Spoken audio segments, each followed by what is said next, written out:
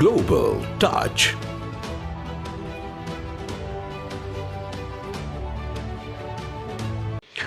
අයිබෝන් අපි අදත් මොනගැසනවා මෙසේ ගලෝබල් ටච් තුළින් බදන්න ගලෝබල් ටච් කියන්නේ නිර්මාණ ටීවී හරහා විශේෂම ලෝකයේ සිදුවෙන වෙනස්කම් පිළිබඳව බොහොම කෙටියෙන් කරන්නා වූ සටහනක්. ඒ අනුව තමයි ලෝකයේ දේශපාලන සහ සමාජීය වෙනස්කම් සහ ශ්‍රී ලංකාවේ වෙනස් සිදුවීම් එක්තැන් කොට බොහොම කෙටියෙන් සාරාංශගත කරලා ගලෝබල් ටච් අපි ඔබට නිර්මාණ ටීවී තුළින් ඉදිරිපත් කරන්නේ. අද කතා කරද්දී විශේෂයෙන්ම නැවතත් ගල්ෆ් කලාපයේ යුදවුණුසුම ඉහළ ගොස් තිබෙනවා. ඒ තමත්ම බරපතල තත්වයකට තල්ලු වෙමින් යනවා.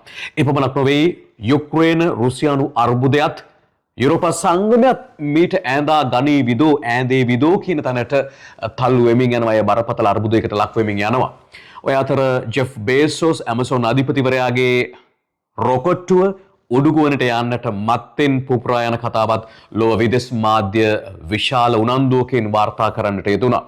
ඒ වගේම තමයි විශේෂම අපි සඳහන් කරද්දී ආසියාවේ ධනවත්ම රට බවට නැවත වතාවක් තේරිපත් වන්නට වර්ගීකරණයට ලක් වන්නට සිංගප්පූරුව සමත් වෙනවා. අපේ රටේ දේශපාලඥයෝ ඒ දවස්වල කතා කළේ සිංගප්පූරුව වගේ ලංකාව කරන්න ඕන කියලා. කොහොම නමුත් ඒ කතාවත් එක්කම ලොව ක්‍රීඩා තරඟ රටාව පිළිබඳව කතා කරද්දී විශේෂයෙන්ම එළඹෙන ලෝක ශූරතා තරඟාවලිය සඳහා විවිධ රටවල් තමන්ගේ පාපන්දු කණ්ඩායම් නම් කරමින් තිබෙද්දී බ්‍රසීලිය නේමාගේ නායකත්වය යටතේ වගේම රොනාල්ඩෝගේ නායකත්වය යටතේ පෘතුගාල කණ්ඩායම් මේ ආදි වශයෙන් සුපිරි පාපන්දු කණ්ඩායම් තේරීපත් වෙමින් පවතිද්දී IPL ඉන්දියාව පමණක් නොවේ සමස්ත ආසියාව පමණක් නොවේ ක්‍රීඩා සියලුම දෙනාගේ උනන්දුව සමගින් විභව සූර්යවංශී ලොව එතෙක් මෙතෙක් ඉතිහාසය වෙනස් කරමින් IPL තරඟ රටාව වෙනස් කරමින් සිටිනවා. ඉතින් ඒ ගැන කියමින් එද්දී ශ්‍රී ලංකාව දෙස අවධානය යොමු කරද්දී විශේෂයෙන්ම ශ්‍රී ලංකාවේ සදහවත් බොදුනුවන්ට ඉතාමත්ම වැදගත් වන දවසක් බවට සෙනසුරාදා දිනයත් මේ සතියාන්තයේ පත් වෙනවා. ඒ තමයි වෙසක් මහෝත්සවය සඳහා සියලු රටවාසීන් පෙළගැසෙන මොහොතක අපි විශේෂයෙන්ම නිර්මාණ ටීවී හරහා අපි සූදානම් වෙනවා රටටත් ජාතියටත් හිතසුව පිණිස බුද්ධ වචනේ යම් කිසි දෙයක් ඉදිරිපත් කරන්නට අපගේ ගෞරවනීය ස්වාමින් වහන්සේ නමකගේ ආරාධනයෙන් ඒ පූජ්‍යපද තලල්ලේ චන්දකිත ස්වාමින්වයන් වහන්සේගේ ආරාධනයෙන් අපි සූදානම් සදහම් වෙසක් නිර්මාණකරණයේ නිර්මාණ වේදිකාව තුළ ඔබේ හිතට ලෙන්ගතු වන්නට මේ වෙසඟේ අපි හදපු තවත් තෝතැන්නක්. ඒ ගැනත් අපි සිහිපත් කරනවා. ඉතින් මේ තමයි අද දවසේ සම්පින්නනේ අපි සූදානම් ග්ලෝබල් ටච් තුළින් පළවෙනි විදෙස් පුවතට වඩාත් ඌමනාවෙන් අවධානය යොමු කරන්නට. Global Touch. තවත් නිර්මාණ ටීවී නිර්මාණ වෑයමක්. ගල්ෆ් කලාපය නැවතත් යුද උණුසුමෙන් නැල්ලී ගොස් තිබෙනවා. ඒ ඇයි සාම සාකච්ඡාවක් පැවැත්වෙන වටපිටාවක සාම සාකච්ඡාවකට අවශ්‍ය කරන වටපිටාවක් සැකසීලා තිබෙන මොහොතක නැවතත් ඇමරිකාව තමන්ගේ ඒ වචනය වෙනස් කරනවා. ඔවුන් නැවතත් ඔප්පු කරමින් පවතිනවා තමන් කියන දේ නොවේ කරන්න කියලා. ඒ අනුව ඔවුන් නැවතත් ඉරානයේ බන්දාර අබ්බාස් කියන ප්‍රදේශයට ප්‍රහාරයක් එල්ල කරනවා. ඒ ප්‍රහාරය සමගින් ඔවුන් කියන්නේ මේ තමන්ට ප්‍රතිප්‍රහාර එල්ල කරන සූදානම් කරලා තිබෙන මිසයිල් විනාශ කර දමන්නට තමන්ට අවශ්‍යයි කියලා. ඒ අනුව ඒ ප්‍රහාරය සමගින් නැවතත් මේ යුද උණුසුම කලාපයේ ඉතාමත්ම ශීඝ්‍රයෙන් ඉහළට යනවා. එපමණක් නොවේ ඒ ප්‍රහාරය සමගින්ම ඉරානය මේ දැනගෙන ඉන්නවා. ඉරානය දන්නවා ඉරානය මුල සිටම කිව්වා අපි ඕනම දෙයකට සූදානම් හැබැයි අප කියන දෙයටත් ඔබ සූදානම් වෙන්නට ඕන කියලා. ඊට කලින් විශේෂම කොමේනි සඳහන් කළ තිබුණා ඔවුන්ගේ පත් කළ නායකයා ආධ්‍යාත්මික නායකයා මොජ්තබා කොමේනි ඔහු තාමත් රූපවාහිනියක් හෝ වැඩසටහනක් ඉදිරියේදී ඔහු පෙනී හිටියේ නැහැ. ඔහු සඳහන් කරලා තිබුණා ඇමරිකාව තවදුරටත් ඇමරිකාවේ කඳවුරු හෝ ඒ පවුර මේ ගල්ෆ් කලාපයට සුදුසු තැනක් නොවේ කියලා. ඉන්න ඔහු අදහස් කරලා තිබුණේ ඇමරිකාවේ කඳවුරු පිහිටලා ඒ හරහා ආරක්ෂාව ලබා ගන්නට ගල්ෆ් කලාපයට තවදුරටත් ඒ වළංගු නැති බව. මේ අවස්ථාවේ තමයි මේ ප්‍රහාරය එල්ලවන්නේ. ඉතින් මේ ප්‍රහාරය සමගින් නැවතත් යුද උණුසුම ඉහළට යනවා තීව්‍ර වෙනවා. ඊට ප්‍රතිප්‍රහාර වශයෙන් ඉරානය කරන්නේ කුවේට්හි පිහිටි ඇමරිකානු ප්‍රධානතම කඳවුරට දැඩි ප්‍රහාරයක් එල්ල කරනවා. තමන්ගේ මිසයිල් පද්ධතිය සක්‍රිය කරලා එය බලවත් ප්‍රහාරයක් බවට පත් වෙනවා. එපමණක් නොවේ ඊශ්‍රායලයේ ප්‍රධානතම නගරයන් දෙක ටෙල් අවිව් සහ ඒ වගේම තමයි ඔවුන්ගේ ජෙරුසලම් ප්‍රධාන නගරයන් දෙකටත් ඔවුන් තමන්ගේ ප්‍රබල මිසයිල් ප්‍රහාර එල්ල කරනවා. ඒ මිසයිල් ප්‍රහාර කෙතරම් ප්‍රබල උරාද යන්නේ ඇතැම් අවස්ථාවලදී කියවෙනවා, විශේෂයෙන්ම විදේශ මාධ්‍ය වාර්තා මෙය සඳහන් කරනවා. ඔබ දන්නවා සාමාන්‍යයෙන් මිසයිල් ප්‍රහාරයක් එල්ලවද්දී ඊශ්‍රායලයේ සියලුම නගර සියලුම කලාප ආවරණය වෙලා තිබෙන්නේ සයිරන් නලාහඬ ලබා දෙනවා, විශේෂයෙන්ම ජනතාවට ආරක්ෂිත ස්ථාන කරා යන්නට. හැබැයි මේ අවස්ථාවේදී ඇතැම් ප්‍රදේශවල ඇතැම් ස්ථානවලදී ඇතැම් වේලාවලදී මේ සයිරන් නලාහඬ පවා හැඳවෙන්නේ නැහැ. ඒ තරමටම මේ ප්‍රහාර තීව්‍ර වෙනවා. ඒවා ඒ තරම්ම වේගවත් වෙනවා. ඊටාත්ම ක්ෂණික වෙනවා. මේ හරහා මේ එල්ල කරන ප්‍රහාර සමගින් මේ කලාපයේ යුදොනුසුම නැවතත් ඉහළට යනවා. මේ කොතනින් කොතනට යයිද කියන කාරණාවට නිවැරදි පිළිතුරක් දෙන්නට බැරි වෙනවා. මේ අවස්ථාවේදී එක් අවස්ථාවකදී විශේෂයෙන්ම ඩොනල්ඩ් ට්‍රම්ප් ජනාධිපතිවරයාගෙන් මාධ්‍යවේදී විමසා සිටිනවා මේ වෙලාවේදී හෝමුස් සමුද්‍ර සන්ධිය ගලවාගෙන පාලනය කරන්නට ඕමානයේ යම්කිසි ආකාරයෙන් ඉරානයට සහායක් දෙනවා නම් ඔබ මොකද කරන්න කියලා. ඒ වෙලාවේ ගත් කටටම ඩොනල්ඩ් ට්‍රම්ප් ජනාධිපතිවරයා කියන්නේ එහෙම වුණොත් එහෙම අපි ඕමානය කියන රට අතුගා දමනවා කියලා. ඔහු එහෙම බොහොම සරල ප්‍රකාශයක් කියන්නේ. ඔහු කියන්නේ කිසි කෙනෙකුට හෝමුස් පාලනය කරන්න දෙන්නේ නැහැ කියලා. මෙය ලෙහෙසි පහසු තත්වයක් නොවේ හිතවතුනි.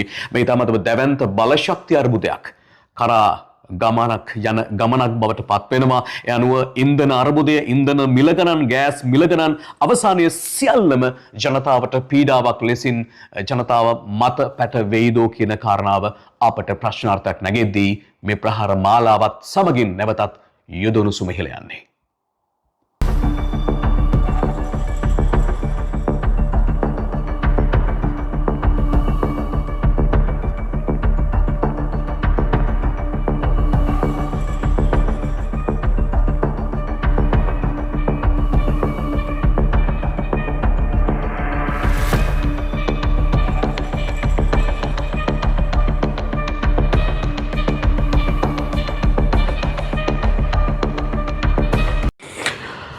ගල්ෆ් කලාපය විතරක් නෙවෙයි, ඔබ දන්නවා යුක්‍රේන රුසියානු අර්බුදය අවුරුදු 4ක් තිස්සේ දිග්ගැසෙනවා.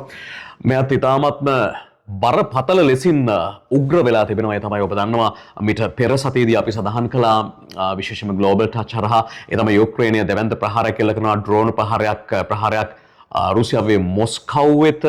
මොස්කව් වල විශේෂයෙන්ම විද්‍යාපීඨ ගොඩනැගිල්ලකට එල්ල කරන ප්‍රහාරයකින් 20කට වැඩි පිරිසක් මිය යනවා. මීට ප්‍රතිප්‍රහාර වශයෙන් රුසියාව එදා මෙදා තුර මේ යුද්ධයේදී එල්ල කළ දරුණුතම ප්‍රහාරය යුක්‍රේනයේ අගනුවර කියව් ඇතුළු ප්‍රධාන මර්මස්ථාන ඉලක්ක කරගනිමින් එල්ල කරනවා. එහිදී එක් අවස්ථාවක සඳහන් වෙනවා විශේෂයෙන්ම රුසියානු මාධ්‍ය, ඒ වගේම යුරෝපීය මාධ්‍ය පවා සඳහන් කරනවා ඩ්‍රෝන යාන 600ත් 700ත් අතර ප්‍රමාණයක්. ඔබ හිතන්න මොන තරම් ප්‍රමාණයක්ද කියලා. මේ සියල්ලක්ම නියම රහිත යාන, මේ සියල්ලක්ම 600ත් 700ත් අතර ප්‍රමාණයක් සේම ඔවුන්ගේ හයිපර්සොනික් ස්කැන්ඩර් වගේ මිසයිල්ස් 50කට 60කට ආසන්න සංඛ්‍යාවක් එල්ල වුණා කියලා. ඒ වගේම තමයි ඔය අතර රුසියාවේ ලොව බලගතුම මිසයිලයක් බවට පත් වෙලා තිබෙන සියලුම අවි පිළිබඳ විද්‍යාඥයන් සඳහන් කරන ඔරෙෂ්නික් මිසයිලයත් එක් අවස්ථාවකදී තමන්ගේ ප්‍රහාරයට ගන්නවා කියලා සඳහන් වුණා. අය යුක්‍රේන අගනගරය කියව් වෙත ප්‍රහාරයක් එල්ල වුණා. ඇයි මේ ඔරෙෂ්නික් මිසයිලය පිළිබඳ වඩාත් අවධානය යොමු කරන්න ඔබ විශේෂයෙන්ම සමාජ මාධ්‍ය හරහා යම්කිසි ආකාරයකින් මේ පිළිබඳව යම්කිසි උනන්දුවකින් බැලුවා නම් කියන්නට පුළුවන්. ඔබ දන්නවා ශබ්දයේ වේගයෙන් ගමන් කරන ශබ්දයේ වේගය ඉක්මවා ගමන් කරන වේගයක් හැකියාවක් ලබා ගන්නවා නම් ඒවා හයිපර්සොනික් මිසයිල් ගණයට වැටෙනවා. ශබ්දයේ වේගයෙන් ඒ ගණනය කිරීමේදී මහ යන නාමයෙන් තමයි හඳුන්වන්නේ. කියන්නේ ශබ්දයේ වේගයෙන් මෙච්චර ගුණයක් කියලා. මේ කියන ඔරෙෂ්නික් මිසයිලයට ශබ්දයේ වේගයෙන් 12 ගුණයක වේගයක් ලබා ගන්නට පුළුවන් කමක් තිබෙනවා කියන කාරණාව තමයි සඳහන් කරන අනුව ලොව කිසිදු ප්‍රති මිසයිල හැකියාවක් එය වලක්වා ගන්නට ඉන්ටර්සෙප්ට් කරන්නට හැකියාවක් කිසිදු තාක්ෂණයක් නැහැ. විශේෂයෙන්ම යුක්‍රේනයේ සතුව තිබෙනවා ඇමරිකාවේ පේට්‍රියට් බැටරි නැත්නම් බේට්‍රියට් මිසයිල් නාශක පද්ධති. නමුත් මේ කිසිවක් නැත. ඒ වගේම තාඩ් මිසයිල් පද්ධති මේ කිසිවකින් නවත්වා ගන්නට හැකියාවක් නැහැ. දැන් මෙහි බරපතලම කාරණාව තමයි මෙසේ ප්‍රතිප්‍රහාර එල්ල කරන අවස්ථාවේදී රුසියානු ඩ්‍රෝන යානයක් යුක්‍රේන දේශ සීමාව පසුකොට ගොස් ඊළඟ දේශ සීමාව වන අසල්වැසි රොමේනියාවේ මහල් ගොඩනැගිල්ලකට කඩා වදිනවා. මේ බරපතල තත්ත්වයක් බවට පත් වෙනවා. මේ පිළිබඳව මුළු විශේෂම එක්සත් ජාතීන්ගේ සංවිධානය පමණක් නොවේ යුරෝපා සංගමයේ කැළඹීමට ලක් වෙනවා. එහිදී විශේෂයෙන්ම යුරෝපා සංගමේ ප්‍රධානී උර්සුලා වැන්ඩරේගන් සඳහන් කරනවා රුසියාව තමන්ගේ සීමාව ඉක්මවා ගොස් තිබෙනවා කියලා. මේ තමයි පසුගිය කාලේ පුරාවට අපිට දකින්න ලැබුණු තත්ත්වය. මොකද පුටින් ජනාධිපතිවරයා පවා රුසියාවේ සඳහන් කරලා තිබුණා ඔබ ඒ කියන්නේ මේ යුරෝපා සංගමයේ කිසිදු රටක් යුක්‍රේනය වෙත ආධාර අනුබල දෙනවා නම් ඔබත් අපගේ ප්‍රමුඛ ඉලක්කයක් බවට පත් වෙනවා කියලා. මෙන්න මෙවැනි වටපිටාවක අවස්ථාවක එපමණක් නොවේ රුසියාව අසල්වැසි බෙලරුස් රාජ්‍යය සමගින් න්‍යෂ්ටික යුධහි සහිත මිසයිල් පවා භාවිත කරමින් විශේෂ ගණයේ පුහුණුවක් නැත්නම් පෙරපුහුණුවක් ලබන අවස්ථාවේදී සූදානම් වෙන අවස්ථාවක තමයි මෙවැනි තත්ත්වයක් ඇති වෙන්නේ. ඒ නිසා මේ යුද්ධය රුසියාව යුක්‍රේන සීමාවෙන් ඔබට කියන්නේ යුරෝපය දෙසටත් තල්ලු වේද කියන ප්‍රශ්නාර්ථයක් ඇති වෙනවා මෙන්න මේ කාරණාව සමගින්. එයත් මේ මොහොතේදී ලොව කලබන ප්‍රවෘත්තියක් බවට පත් වෙ තිබෙනවා.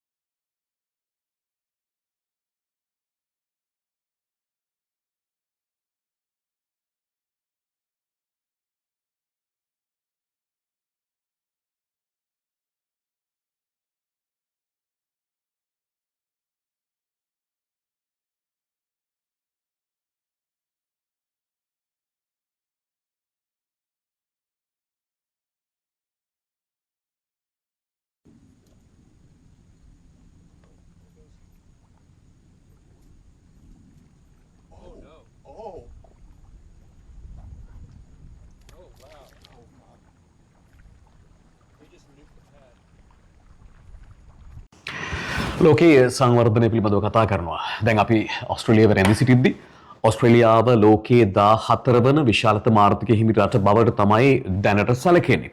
මම කියන්න උත්සාහ කරන්නේ ලෝකයේ ඒ ආකාරයෙන් වර්ගීකරණයට ලක් කරද්දී රටවල් වල දර්ශකයන්හි විවිධාකාර හඳුනා ගැනීම සිද්ධ කරනවා. විශේෂයෙන්ම දල ජාතික නිෂ්පාදන, ඒකපුද්ගල ආදායම, ඒ වගේම රටේ සංවර්ධනය, ආර්ථික තත්ත්වය පමණක් නොවේ රට මානව හැකියාවන් මේ සියල්ලක්ම හොයා බලද්දී ලෝකයේ තත්ත්ව දර්ශක අනුව නෝර්වේ ඉන් ප්‍රධානතම තැන ගන්නා වූ සුපිරි රාජ්‍ය කියලා හඳුනාගත්තා කියන කාරණාව අපි පසුගිය සතියේ ග්ලෝබල් ටච් හරහා සඳහන් කළා. දැන් අපි එහි අප්ඩේට් එකක් නැත්නම් එහි අලුත්ම කාරණාවට එන්න සූදානම් වන්නේ. මේ Hello Safe Prosperity Index 2026 කියන සංවිධානය නැත්නම් ඒ සොයා ගැනීම තුළ ආසියාවේ ධනවත්ම රට සුපිරිම රාජ්‍ය කියලා ඔබ මොකක්ද හිතන්නේ? ඇතැම් විට ඔබ චීනය කියාවේ, ඇතැම් විට ඔබ ජපානය කියාවේ. නැහැ. සිංගප්පූරුව තමයි ආසියාවේ සුපිරිම රාජ්‍ය බවට මේ කියන්නා වූ ආයතන විසින් හඳුනාගෙන තිබෙන්නේ. ඒ ආයතනය තමයි නෝර්වේ සුපිරි රාජ්‍ය බවට හඳුනාගත්තේ. ඉතින් අර මානව හැකියාවන්, දල ජාතික නිෂ්පාදනය, එක පුද්ගල ආදායම, මානව ශක්්‍යතාවයන්, හැකියාවන්, එරට රෝහල් පද්ධති, ඒ වගේම තමයි මානව හිමිකම් මේ සියල්ලක්ම එක්තැන් කරලා ගත්තාම විශේෂයෙන්ම ආර්ථික ශක්තිය අනුව සිංගප්පූරුවෙන් ප්‍රධාන තැන ලබා ගන්නවා. යුරෝපාකරේ රටවල් හැරුණහම ආසියා නැත්නම් වෙනත් රටක් ලොව 7 වන ප්‍රධානතම සුපිරි රාජ්‍ය බවට පත්වන්න මේ අවස්ථාවේදී විශේෂයෙන්ම මේ ඉන්ඩෙක්ස් එක හරහා තෝරා ගන්නවා නෝර්වේ, අයර්ලන්තය, ලක්සම්බර්ග්, ස්විට්සර්ලන්තය, අයිස්ලන්තය මෙන්න මේ කියන්නා වූ රාජ්‍යයන්ගෙන් පසුව තමයි සිංගප්පූරුව ආසියාවේ ධනවත්ම සහ සුපිරිම රාජ්‍ය බවට හඳුනා ගැනෙන්නේ. ඉතින් ඔබත් කාලයකට කලින් අහලා තිබුණා ලංකාවත් සිංගප්පූරුව වගේ කරන්නට ඕන කියලා ඇතැම් අය කිව්වා. හැබැයි අපි කොතනද? සිංගප්පූරුව අද කොතනද? මෙන්න ඒ කතාව.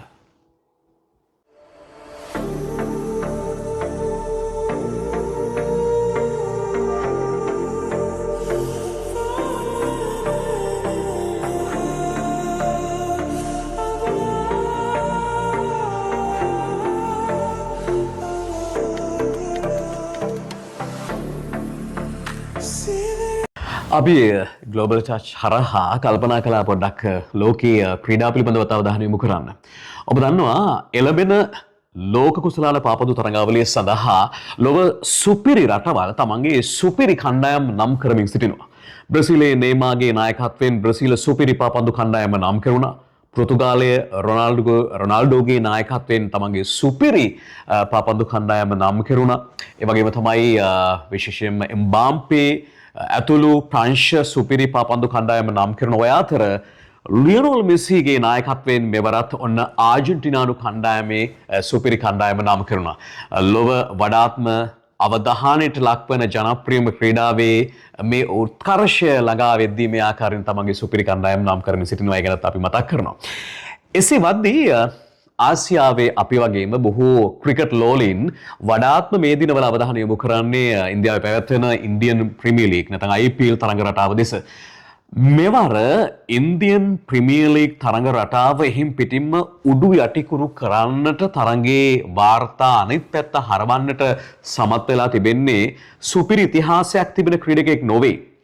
ඔහු අවුරුදු 15ක පාසල් දරුවෙක්. ඔබ හිතන්න අවුරුදු 15ක් කියන්නේ 17න් 15 කණ්ඩායම සමගින් සාමාන්‍ය තරඟ කරන දරුවෙක් නැත්නම් ක්‍රීඩකයෙක්. හැබැයි මේ වෛභව සූර්යවංශී කියන රාජස්ථාන් රොයල් කණ්ඩායමේ රොයල්ස් කණ්ඩායමේ කුමාර සංගක්කාර අධීක්ෂණය සහ ඒ වගේම තමයි පුහුණුකාරීත්වය දරන මේ කණ්ඩායමේ ආරම්භක පිතිකරුවා අද ප්‍රකට කරන්නේ මහ පුදුමාකාර හැකියාවක්. එය සචින් තෙන්ඩුල්කා වගේ සුපිරි තරු පවා කතා කරන්න වෙලා අරගෙන තිබෙනවා. ඒකට හොඳම ආසන්නම උදාහරණය තමයි විශේෂයෙන්ම පසුගිය දිනක සන්රයිසර්ස් හයිදරාබාද් කණ්ඩායම සමග රාජස්ථාන් රොයල්ස් කණ්ඩායම අතර පැවති තරඟයේදී ප්‍රථමෙන් පන්දුවට පහර දුන් මේ වෛභව සූර්යවංශී කියන ආරම්භක පිතිකරුවා සහ ආරම්භක පිතිකරු යුගලය අතරතුර ඔහු විශේෂයෙන්ම පන්දු 29කින් ලකුණු 97ක් රැස් කරනවා. ඔහු යන්තමින් තමයි ක්‍රිස් ගේල් එදා තිබූ වේගවත්ම ශතකයේ වාර්තාව ඔහු යටින් ගිලී යන්නේ. මොකද ඔහුට පන්දුවක් දීමෙන් දැවි යනවා. ඒ වෙනකොට ඔහු 6 පහර 12ක් එල්ල කොට තිබෙනවා. එය එසේ මෙසේ වාර්තාවක් නොවේ. ඔබ හිතන්න අවුරුදු 15ක තරඟකරුවෙක් මෙසේ ක්‍රීඩා කරද්දී ඔහු ඉන්දියාවේ ක්‍රිකට් අනාගතයට කෙසේ දායකත්වයක් ලබා දෙයිද? මේ තමයි IPL ඉතිහාසය වෙනස් කරන සුපිරි තරුව සූර්යවංශී. Goes full, the ball goes longer. There is no margin of error for this boy wonder. This is massive.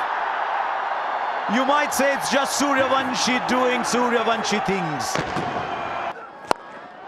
Straight back down the ground again. He's putting on a show, this young man, Vaibhav Suryavanshi. සදහම් වෙසක්.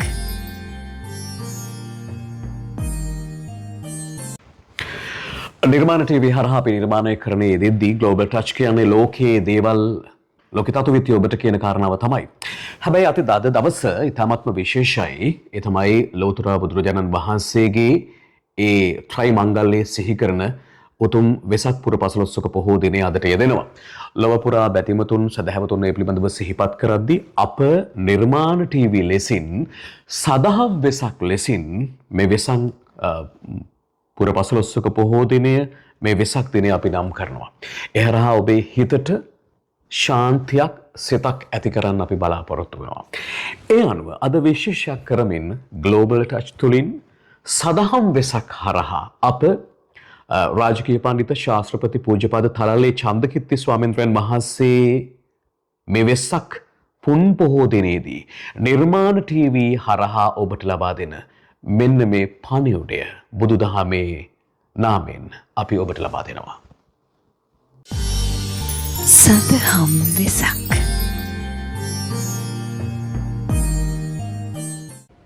හැම දිනාටම තෙරුවන් සරණයි. සදහැවත් වාසනාවන්ත පින්වත්නි. නිර්මාණ TV නරඹන ඔබ හැම දිනාටම ඊටාම හොඳ දහම් පණිවිඩ ලබා දෙන්නට අදාළ කළමනාකාරීත්වය කල්පනා කරලා තියෙනවා. ධර්මය අහනව කියන්නේ නිවන් දකින්න තියෙන මාර්ගයක්. බුදු පියාණන් වහන්සේ විමුක්තායතන කියන සූත්‍ර දේශනාවේ සඳහන් කරනවා යමෙක් ධර්මය අසයි නම් ධර්මය කියයි නම් ධර්මයේ සජ්ජායනා කරයි නම් ධර්මයේ විමසයි නම් ඒ කාරණා හතරම නිවන් දකින්න තියෙන මාර්ග බව. ඒ වගේම බණ අහනවා කියන්නේ භාවනා කිරීමක්. හිත එක්තැන් කිරීමක්. ඒ නිසා තමයි පැරණි පඬිවරු සඳහන් කරලා තිබෙන්නේ. කම්මට්ඨාන විනිමුත්තාහි ධම්මදේශනා නාමනත්ති. කමටහනකින් තොර ධර්ම දේශනාවක් නැහැ කියලා. ඒ කියන්නේ හැම බණක්ම භාවනා කර්මස්ථානයක්.